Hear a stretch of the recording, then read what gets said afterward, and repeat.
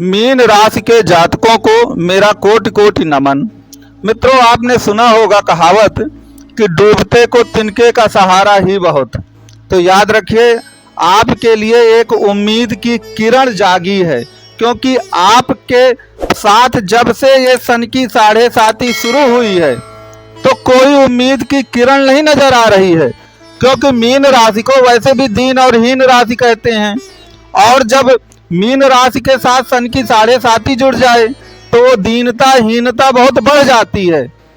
तो जब चारों तरफ अंधकार हो जाता है तो यदि कहीं से भी थोड़ा भी प्रकाश आ गया तो याद रखिए वो डूबते के लिए तिनके के सहारे जैसा होता है। तो आपके लिए भी शुक्रदेव महाराज डूबते हुए तिनके का सहारा बन के आए हैं और मालव्य योग का निर्माण करेंगे आपके 19 मई 2024 से 12 जून 2024 तक। क्योंकि एक चीज ये याद रखिएगा कि मीन राशि की 7.5 सबसे खराब मानी गई है। 12 राशियों में 7.5 चलती है, लेकिन मीन राशि के लिए सबसे बुरा है। और क्यों बुरा है? क्योंकि उतरती हुई 7.5 आपने सुना होगा कि लाभकारी होती है। तो दूसरी राशियों में जहां उतरती हुई 7.5 लाभ देती है, जैसे इस समय मकर राशि में उतरती हुई 7.5 है, लेकिन मीन राशि वालों को उतरती हुई 7.5 भी लाभ देके नहीं जाती है। कारण कि जब उतरती हुई 7.5 आएगी तो आपके जो शनिदेव होंगे वो मेष राशि में आ जाते हैं, और मेष राशि में शनिदेव नीच के होते हैं, और मेष राशि आपके धन भाव पर पड़ती है, तो धन भाव पर जाके वो नीच के हो जाते हैं। तो उतरती हुई 7.5 में भी कोई ज्यादा रिलीफ नहीं मिलती है मीन राशि वालों को। इसलिए मीन राशि वालों के लिए दिक्कतें और मुसीबतें खत्म नहीं होती हैं सन की 7.5 में। तो यह थोड़ा सा आपके लिए रिलीफ आ रहा है। और याद रखिए, सन की 7.5 में होता क्या है कि व्यक्ति मन और दिल से टूट जाता है पूरा का पूरा। क्योंकि आपको तो मालूम होगा ना कि सन की 7.5 में चंद्रमा पीड़ित हो जाता है, और चंद्रमा आपका मन और दिल है। तो मन और दिल से जब कोई व्यक्ति टूट जाता है तो आप जानते हैं कि सभी काम मन और दिल से ही होने हैं। आपका मन टूट जाए, दिल टूट जाए, फिर मैं देखता हूं कि कैसे आप कोई काम कर पाते हैं। आप कोई काम तब नहीं कर पाएंगे। तो आपकी कुंडली में शुक्र का मालव्य योग बनाना, माना कि ये कुछ दिनों के लिए ही योग आया है, लेकिन याद रखिएगा जो सबसे इंपॉर्टेंट बात है आपके लिए कि आपके तृतीय भाव पर वृष राशि पड़ती है, और तृतीय भाव साहस धैर्य पराक्रम का होता है। आपका साहस टूट चुका है जब से 7.5 आई है। मन और दिल से आप टूट चुके हैं, बिखर चुके हैं। तो उस टूटे हुए और बिखरे हुए मन को जोड़ने का काम करेंगे शुक्रदेव महाराज आपके लिए। शुक्रदेव महाराज आपके टूटे हुए और जो बिखरा हुआ मन है उसको जोड़ देंगे।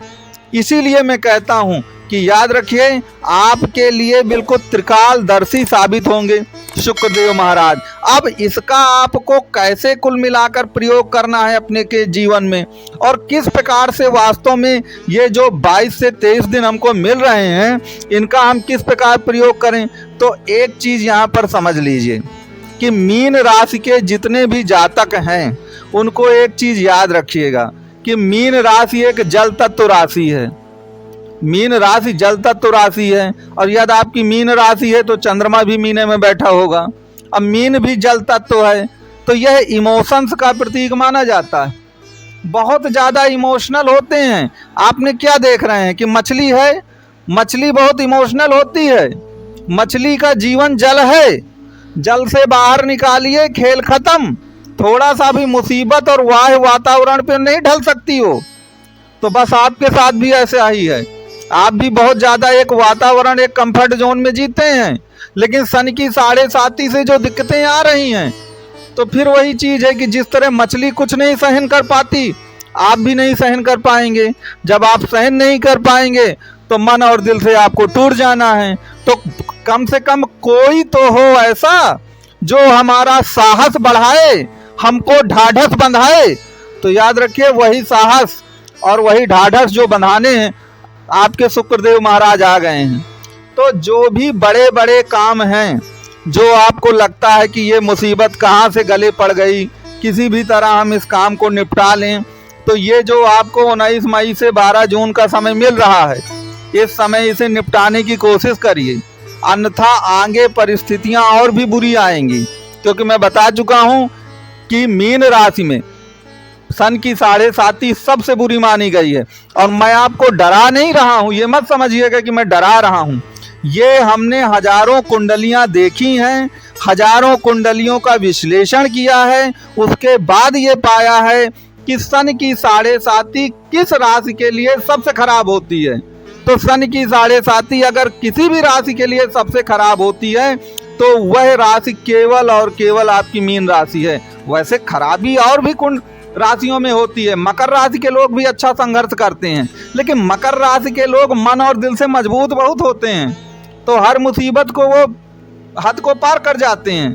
लेकिन मीन राशि में वो क्षमता नहीं होती है कि वो बहुत बड़ी मुसीबतों से लड़ सके।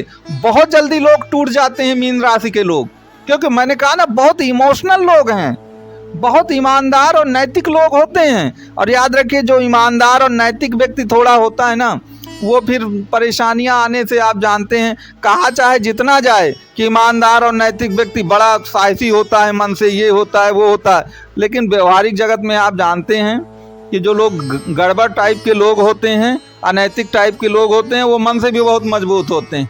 छोटी मोटी बड़ी परेशानियां उनके लिए कुछ भी नहीं होती हैं, वो सभी परेशानियों को बिल्कुल ख़त्म कर देते हैं। उन्हें कोई छोटी मोटी परेशानियों से कोई दिक्कतें नहीं आती हैं।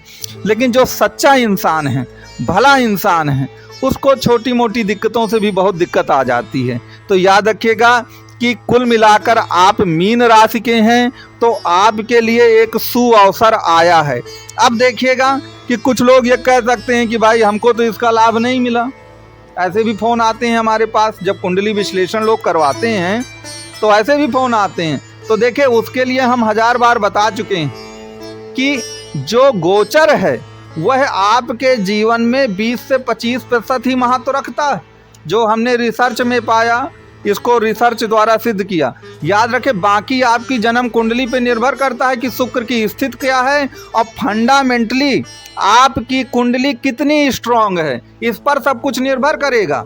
तो कुंडली का विश्लेषण जो होता है 360 डिग्री का, वो ये बताती है कि वास्तव में आपको शुक्र का कितना ज़्यादा लाभ मिलेगा। लेकिन गोचर में अच्छी पोजीशन है, मालव राजयोग है, तो कुछ ना कुछ लाभ तो मिलना तय है आपको, ये बात आप बिल्कुल समझ लीजिए।